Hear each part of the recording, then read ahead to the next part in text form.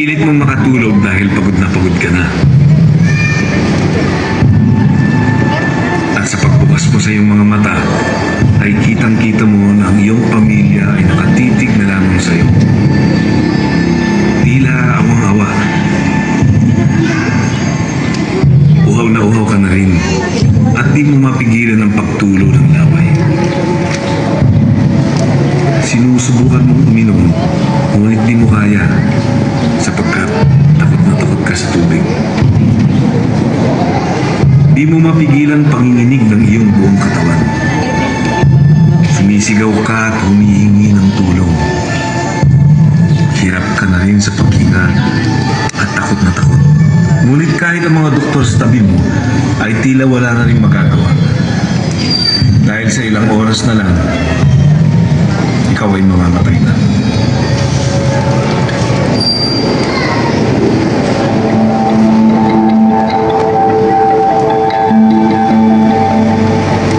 Ito ang malupit na katotohanan ng rabies. Isang sakit ng nervous system na pumapatay sa higit na 50,000 mga tao sa buong mundo taon-taon. Sa atin sa Pilipinas, ang rabies ay patuloy na tinuturing bilang isang seryosong problemang pagkalusugan. Dahil hindi bababa sa 200 tao ang kinukuha nitong sakit bawat taon. Ang rabies ay maaaring umabot kahit kanino.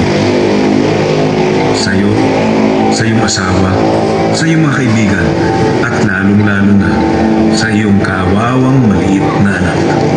Ayon sa mga datos, ay may 3 bahagi ng lahat ng namamatay dito ay matutunton sa mga batang di man lang umaabot ng 15 taong gulang. Nagsisimula ang sakit sa isang simpleng kagat ng isang hayop na nagtataglay ng virus nito. Kapag ito'y dinagapan, ito ay hahantong sa iyong tiyak na kamatayan. Ang virus na nagdudulot ng rabies ay maaaring pumasok sa iyong katawan sa pamamagitan ng galos mula sa mga kuko ng hayop na may sakit nito o kaya sa tilamsik ng laway nila na madidikit sa iyong mga mata, ilong at kasilanan. Ang sakit na ito ay naobserbahang may mga 3 yugto. Ang unang yugto ay ang pagpasok ng virus sa katawan ng isang tao sa pagkagat o pagdila sa isang sariwang sugat mula sa hayop na nagtataglay ng sakit na ito. Ang karamihan sa mga nare-rabies ay ang mga asong di nababakunahan laban rito. Sa ilang mga kaso ay naiuugnay rin ang sakit sa mga pusa at iba pang kapamilyang mammals. Sa sandaling nasa loob na ng katawan ang hugis balang virus na ito, ay kumakapit ito sa mga malulusog na nerve cells ng tao. Napaparami at humahanap pa ng iba pang mga cells na sasakupin ng virus nito. Ang virus ay tahimik at malatraidor na gumagapang hanggang makaabot sa utak ng kanyang walang kamalay-malay na biktima. Sa mga 70% ng mga kasong nakitaan nito ay umaabot ang proseso ng mga 20 hanggang 70 araw. Mula sa utak, ang virus ay malaya na ngayong makapaglalakbay sa lahat ng bahagi ng katawan ng tao. Kaya't nakapanghihinayang na sa albularyo o sa suksok muna lumalapit ang ibang mga kababayan natin sa kanayunan kapag nakagat ng aso. Naniwala sila sa bawang at batong buhay na walang kahit anong bisa laban sa sakit. Ang dapat sana ay pumunta sila kaagad sa isang doktor o ospital habang di pa huli ang lahat. Sa pangalawang yugto, ang biktima ay makakaramdam na ng pagkibot, paghapdi o pamamanhid ng sugat, maski ito'y magaling na o pagaling pa lamang. Sakit ng ulo at lagnat, animoy trangkaso ang karaniwang dinaramdam. Ang biktima ay nakikitaan din ng depresyon at pagkabalisa. Ang lahat ng mga ito ay bahagi pa rin ng sakit. Sa mga kasong aktual na napunan ng video sa San Lazaro Hospital ng mga pasyenteng nakaabot sa huli at pinakagrabing yugto na ng infeksyon, ay nakikita na rito ang pangunahing sintomas ng rabies, ang malaking pagkatakot sa tubig. Ito Ito ang dahilan kung bakit noong araw ang tawag sa sakit na rabies ay hydrophobia. Sapagkat kapag nakakita ng tubig ang may sakit, naninikip ang kanilang lalamunan, gayong sila'y uhaw na uhaw pa naman. Dahil rin sa mas mataas na produksyon ng laway, maaari ring kakitaan sila ng pagbula sa bibig. Sila rin ay may matinding pagkasensitibo sa liwanag, tunog at hipo. Ito ang dahilan kung bakit ang kanilang mga kwarto ay pinananatiling madilim, tahimik at libre mula sa paningin ng tubig at iba pang mga likido upang maiiwas sila sa karagdagang takot at paghihirap. Ang mga pasyenteng nasa sukdulang bahagi ng sakit ay nangangailangan na ng espesyal na pangangalaga. Sila ay karaniwang inihihiwalay sa karamihan upang sila mailayo sa panganib o pamiminsala sa kanilang sarili at iba pang mga tao. Gayunpaman, ang mga malalapit na miyembro ng pamilya ay hinihikayat na samahan ang may sakit sa puntong ito upang maibsan man lang kahit kaunti ang kanilang dinadala, sapagkat ngayon ay wala nang maaasahang anumang paggaling. Sa kinalaunan, ang biktima ay makakaramdam na rin ng kanyang nalalapit na kamatayan hanggang ito nga ay tuluyan ng bawian ng buhay.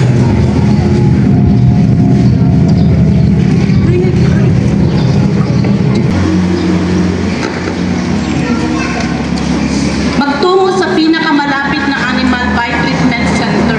Ang Animal Bite Treatment Center natin sa Santa Cruz, dalawa po. Hospital ng Santa Cruz at sa ating RHU po. RHU Baito po.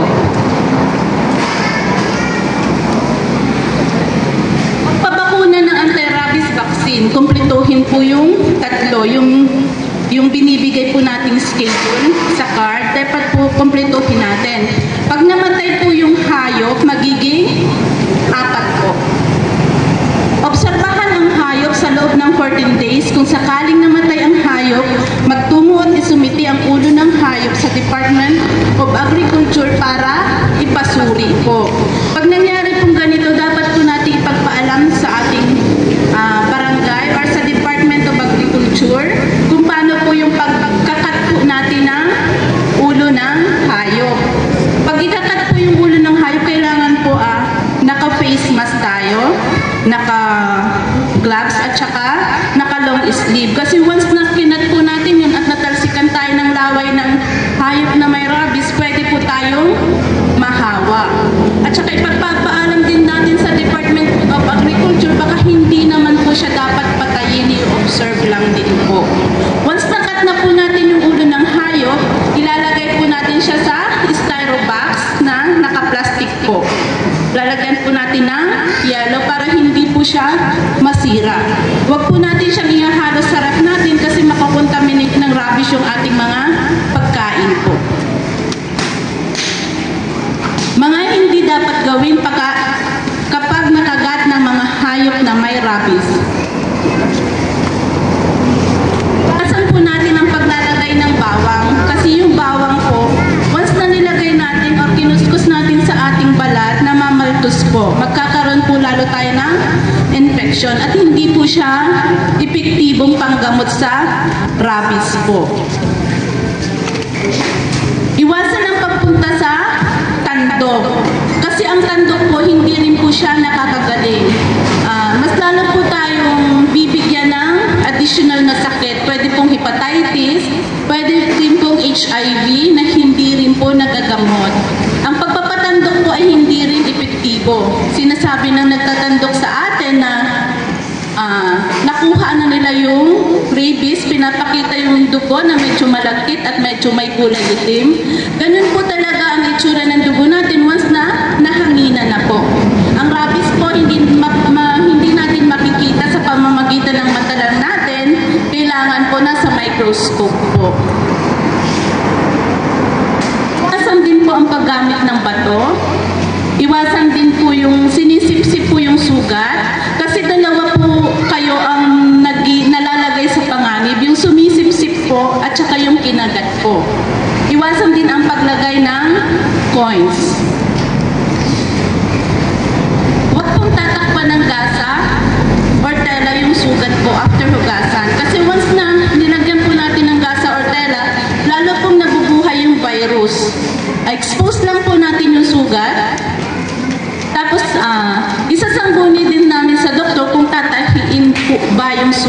kasi may nilalagay po munang gamot bago tahiin ang sugat na nakagat ng hayop. Ano makaiwas sa kagat ng hayop na may rabies?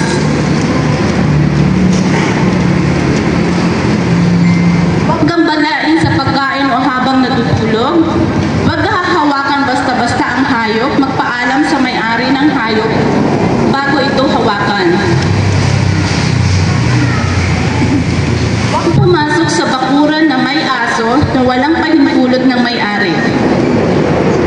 Huwag gambalain kapag nagpapasuso ang aso ng kanyang anak. Huwag tumakbo kapag nakakita ng asong kalye o di kilalang aso.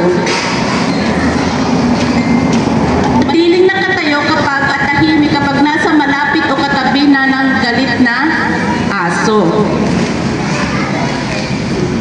Punahan taon-taon ng ating mga alagang hayop. Walang kontraindikasyon sa pagbabakuna ng anti-rabies. Kahit buntis po ang isang pasyente, pwede po nating bigyan ng anti-rabies or nagpapasuso po yung pasyente ng kanyang anak, pwede pong bigyan ng anti-rabies. Kahit na high blood po tayo, kahit na may cancer, kahit nagpapadialysis po, pwede pong bigyan ng anti-rabies po. Yun yung lecture. Susunod po, pet owner penalties, yung Republic Act 9482. Si Sir Chay po ang magdi-discuss tungkol dito. Ano ba? Dito pala ako kung masyado maingay. May tanong lang po ako sa inyo. Sino na po ba sa inyo ang napabarangay ng dahil sa kagat ng aso niyo? Wala pa? Wala pa naman. Pero ngayon baka mayroon na. Pag nabasa niyo na po itong Republic Act 9482. Ano po? Makinig kayo na mamaya. Magtatanong po kami sa inyo kung ano yung mga Republic Act na yan. At saka mamaya, magtatanong din po kayo sa amin kung ano po ang bawal o ano po ang gagawin sa mga hayop po ninyo. No? Okay po. Republic Act 9482. Ang mga may-ari na tumatangging lagyan ng tali o leash ang kanilang aso habang nasa labas na papatawan ng magkano po ang ipapataw doon sa mga asong hindi nakatali. 500. Okay. Sayang yung 500 mo yun, no? Okay, next po. Ang mga may-ari na hindi pinarehistro o pinabakunahan ng kanilang alaga, magkano po ang imumulta dun sa mga yan? 2,000 na. Yung 500 mo, naging 2,000 na, no? Di, ang laki po ng sayang, pambili na po ng bigas yan. Isang kabong bigas na yan, no? Next po. Ang mga may-ari na tumatangging pabakunahan ang kanilang alaga, pababayarin sa bakuna ng kanilang alaga at sa bakuna ng makakagat ng kanilang alagang aso. Kaya ano po ang gagawin doon sa mga pag-aari nyo o alaga ninyong aso? Saan dito din titingnan niyo? Panatilihin pa rin nakatali. Opo, yun po yun. Ang mga may-ari na tumatanging pa-obserba ng kanilang aso matapos mangagad ay mayroong multa. Magkano po ang multa na? 10,000 na. Napunta sa 500, 1,000. Ngayon, nasa 10,000 na po, no? Kaya anong gagawin? Ano po ang gagawin? Panatilihin pa rin nakatali ang iyong hayop para hindi po kayo magmumulta ng ganito kalaki. Ano? Kaya yung mga asong gala, alam niyo na po, yung mga aso nyo malamang, kailangan talaga po silang nakatali. Next po. Ang mga may-ari na tumataging pa-observe maobserbahan ng kanilang aso matapos na makakagat ay hindi binabayaran ng gastos medikal ay nakakagat ng kanilang aso, magkano ang babayaran nun? Doon sa mga tumatanggi na pag-aari nila yung aso, 25,000. O kaya ugaliin, pag aso nyo, itali nyo, pag aso nyo ang nakakagat, anong gagawin? Papakunahan? Ano pa po? Sige ko na ito. Okay, ipapakunahin nyo yung mga nakagat ng aso nyo para hindi po kayo magmumulta doon sa 25,000 pesos. Sayang naman po kasi kung yan, yung pera nyo pambili nyo na lang, at least mas maganda yung nakatali yung aso nyo. Next po. Dalawa po, ito yung pangalawa Republic Act, 85-85 naman, o Animal Welfare Act po ang tawag. Na, layunin nito na protektahan ng aso o parusahan ang nagbabaltrato. Yung mga aso naman po ninyo, pag nakita nyo doon, automatic po, wag yun naman po sipain, o kaya wag yung paluin. Pag umuulan siguro, o kaya pag umuulan yan, silong nyo naman yung aso nyo pag nakatali. No? Maaari naman patayin ng mga hayop bilang pagkain o anumang pangailangan ng mga tao gaya ng baboy, ano ba po, manok, tupa, kambing, koneho, kalabaw, baka, kabayo, usa at iba pang poultry animals. Pinapayagan din ang pagpatay ng hayop kung ito ay bahagi ng religious ritual. Alam niyo ba yun? Yung religious ritual, yung mga katutubo. Di ba yung mga alay-alay gano'n? Okay. Yung mga hayop na yun may sakit ay posibleng makahawa ng tao. Kaya automatic tumisan talaga, pinapatay talaga sila pag nakakahawa. Ano po? Sa ilalim ng panukala, ang mga lalabag ay naharap sa 6 na buwan at 6 na taon na pagkakakulong at magmumulta na magkano po? Pagkano po ang imumulta nyo? 5,000 or higit pa 50,000 ang multa ninyo. Kaya doon sa Republic Act na to at mayroon pong nagko-complain sa inyo sa barangay ninyo at kinomplain kayo dahil doon sa aso nyo na nakakagat, automatic alam nyo na kung ano yun dahil po yun doon sa Republic Act 85, tsaka ano pa yung isa, Mrs.? 94.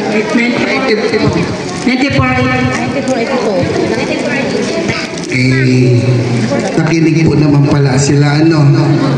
Okay, total nandito na rin lang ako. Gusto ko kayong marinig. Sino po bang kumakain dito ng karne ng aso? Yung totoo talaga. Huwag kayo mahiyang magsabi kasi tayo-tayo lang naman ang nakakarinig. Mayroon ba? O mayroon nagtaas? O at least si Mami, tinais niya. At least sinasabi yung kumakain. Kumain na po ba kayo? Kumain na. Gamot sa hika ang aso daw. Okay. Kaya tumikim ka na rin. Tumikim lang naman. Kumakain ka talaga. Sino pa po? Sino pa ang mga kumakain dito sa atin? Wala na ba? Pangalawa si Mami. Sino pa? Wala na bang problema kung sabihin niyo sa akin na kumakain kayo ng karne ng aso? Meron pa ba? Meron pa? Sige, hindi kayo kumakain. Hindi kayo nagluluto. Hindi rin kayo kumakain. Talaga? Sigurado? Hindi nakatikim, hindi rin? Hindi po. Hindi talaga? Dapat pala dito, naimbitahan natin mga kalalakihan. Kasi sila yung nakakaalam kung ano yung mga niluluto nila karamihan, di ba? Pero ito, ano yung mga naririnig yung mga luto nila? Yan na lang. Ano po? Ano pa? Direta. Ano pa? Meron pa ba? Mami. Sinampalukan. Yung sinampalukan, masarap po ba? Nakikita mo lang. Yung sinampalukan, Sarap na sarap sila. yun yung ulo. Anong kasama nun? Ha? Ano po? Utak. Ano pa? Ha? Di ba kasama yung kampaa? Tsaka kasama? Kasama ba doon yun? Oo, kasama yun. kasamang niluluto yun. Meron pa bang iba? Ano pa bang ibang mga... Kasi sa ibang barangay na pinuntahan namin, alam niyo po ba, doon lang kami nakarinig na mayroon palang litsyong aso. Diba? Mayroong yung ilawin, yung pinaputok, yung mga ano na yan eh, talagang traditional na yun, talagang karamihan na luto yung adobo. Pero yung mga kakaibang luto na naririnig namin sa kanila, yung mga kakaiba, meron kami narinig sa kanila dati na pinaano, yung bukod doon sa lechon aso, meron pa kaming ano ba yung narinig natin ma'am sa kanila? Yung iba, yung niluto nila, apritada. Imagine nyo, mayroon pang dinuguan. Imagine mo yung aso pala, ginagawa na natin dinuguan ngayon. My God, dinuguan talaga.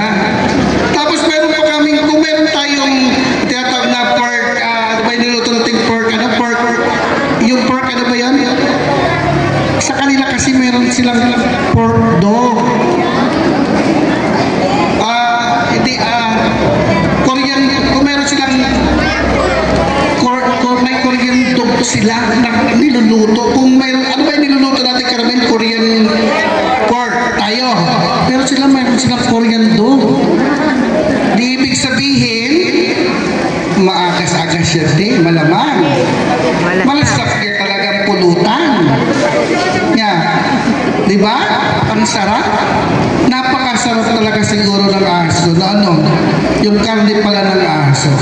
Matanong ko nga kayo, ano ba karamihan kinakain ng asong gala? Salita kayo. Ano? Saan mo? Kita mo nang galing sa'yo. Ano ba? Yung grabe-rang mga pagkain na... Bukod doon, ano pa? Mga panis na pagkain. Ano pa? Mga patay na hayop. Ano pa? Mga basurang... Meron pa isa. Bukod doon sa ano? Basura, ano pa? Diaper. My God. Kakain pa ba kayo niya? Bukod doon sa ang dami na nilang kinakain, kumakain ng diaper, kumakain ng kung ano, kakain pa kayo ng alaga yung aso, yung mga kinakatay na aso. Eh, alam naman natin, may Republic Act tayo. 85-85. Anong nakalagay po doon sa 85-85 natin? Patayin o baltutuhin ng mga hayop. Huwag silang sasaktan. Eh kung yung nga lang umuulan, yung aso mo nakatali, hindi mo isisilong yon. Isilong mo. Kasi huwag yung silang mamaltratuhin. Parang din siya. Kaya lang, bawal talagang pumatay. Ano? Hindi kayo pwede pumatay ng hayop. O wag na po tayong mamumulutan o kumain ng karne ng aso. Kaya anong dapat gawin sa mga aso ninyo? Itali. Tama po yan. Itali ninyo yung mga aso ninyo para hindi sila mangagat. Tama yun. Kasi kung nakagat o may nakagat sila ng mga tao, anong mangyayari sa inyo? Bukod dun sa pagbabayad, saan muna kayo pupunta? Eh, malamang, ipapabarangay muna kayo. Bakit hindi kayo ipapabarangay? Eh, nakakagat yung aso nyo. Ano po? Okay. May kwento ako. Sa tubo-tubo kasi, nakwento na rin nila ito dati. May naglalarong basketball. Okay? Yung bola, gumulong yun doon sa nakataling aso. Okay. Tanong ko kayo, sino may kasalanan? Dahil kinagat yung kumuha ng bola nung aso na nakatali na yun. Kumuha ng bola. Sino po may kasalanan? Sino po? May hawak ng bola. Open forum na po tayo kung sino may mga katanungan. Okay. At magtatanong din po kami. Sino pong may tanong sa inyo about sa bakuna o sa rabies sa aso ninyo? Ano po yung gusto nyong itanong para po alam po namin isagutin? Mayroon po ba? Tapos mo na po yung bakuna po natatapos na. Tapos umabot po ng 2 taon. Kinagat ka na naman ulit. Magpapa-inject pa rin ba ulit? Hello guys, ngayon po ako po ay magluluto ng miswa. Gigisa ko na po yung sibuyas. Tayo po muna ngayon ay makikiluto sa bahay ni Tita Ago at kami po ay naubusan po ng gasol.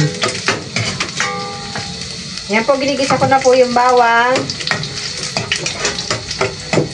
Ito yung haluan ko lang ng sardinas.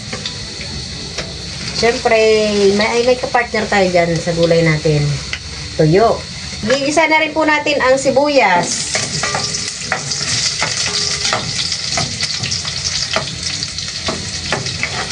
Maganda po dito yung mga gamit ni Tita Ago at yayamanin.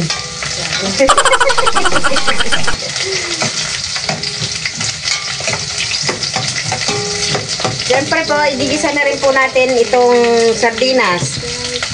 Lahat na ito. Ito po yung presyo ngayon ng sardinas dito. Ewan ko din dyan sa inyo. Ito ay 28 na po isang piraso. Oh.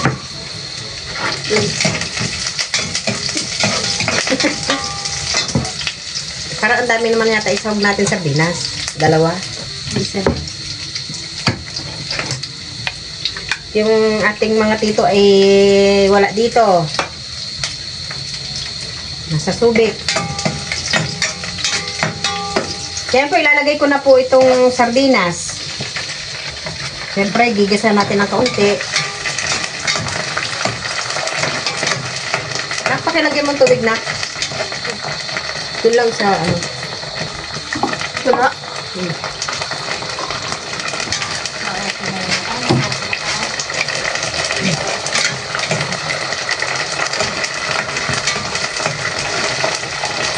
Dahil madali lang naman po itong iluto, ito po ay lalagyan na rin natin ng tubig. Siyempre dito natin aalugin natin yan. Sayang, hindi yung lasa. Dagdagan mo pa na.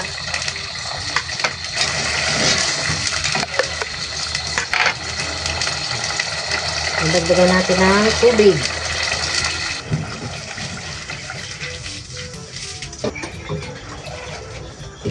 Pero mamaya-maya na natin ilalagay yung patola. Ilalagyan ko na rin po ng paminta.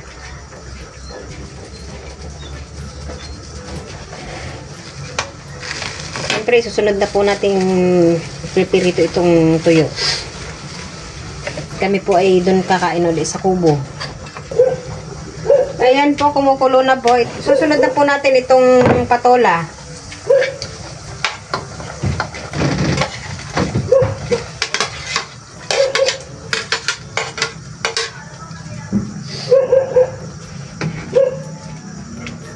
Lalambutin po muna natin yung patola bago natin ilagay ang miswa.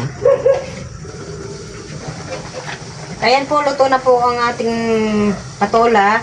Sunod naman po natin itong miswa.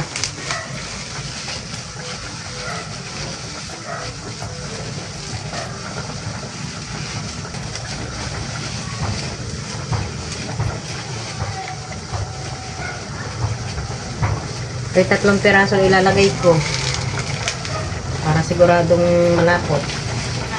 Ha?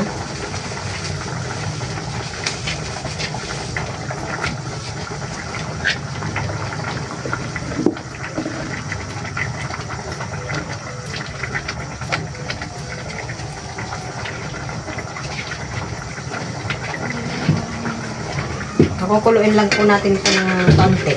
At ayan po, iluto na po itong ating miswa. Miswa patola. May sardinas. At ngayon po, ipipirito naman po natin itong tuyo. Para po ilalahat ko na at sigurado. Mag-aagawan.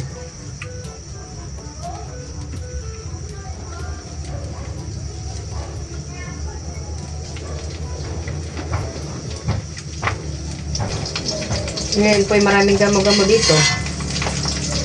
Nagliliparan. Wala na ito. Kami po ay kakain na po ng hapunan. Kain po tayo. Kain po. Suk. Ano po yung ulam namin?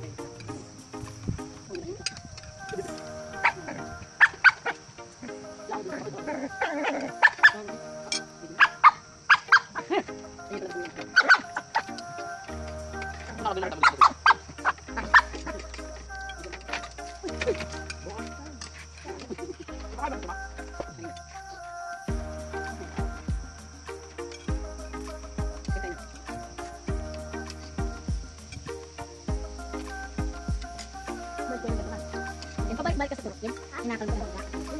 Inakulok ka. Balik ko ito. Inakulot ka na. Nakalot ka na. Ay, nagagat ka na. Punta. Dito, kakra. Inakulot ka na ka siya. Tinulog ka. Asan? Dito. Ganun. Gusto mo siya? Sa tabi niya? Matapos mo na yung pagkaan niya. Nakapalibago kumain. Wala ko yung mga tito. Haba yan? Magdugo yan. Yung dugo? Kung sa'yo rin, nagagat ka na yung dugo sa'yo. Hindi. Kunti lang dugo. Opo. Nakaipid-dikson ako eh. Lang dito lang. 10? Opo, 10.